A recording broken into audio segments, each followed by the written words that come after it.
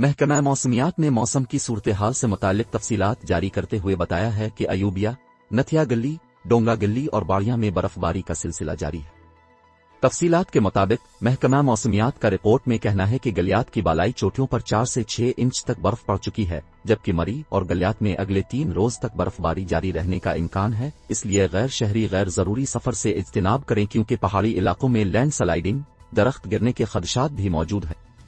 इसके अलावा क्वेटा और गिरदोनवा में भी बर्फबारी का सिलसिला जारी है। क्वेटा समेत मस्तौंग, चमन, जियारत और तौबा अचकजई में बर्फबारी हो रही है, जो आइंदा 24 घंटे तक जारी रहने का इम्कान है। दूसरी जानिब कराची में गर्द अलविद हवाओं का सिलसिला आज भी जारी रहेगा। शहर कायद में 35 किलोमीटर फी घंटा की रफ्तार से हवाएं चल रही हैं, जबकि गर्द के 22 हद निगाह 500 मीटर रह गई है। कराची में आइंदा 4 से 5 रोज तक सर्दी भी रहेगी।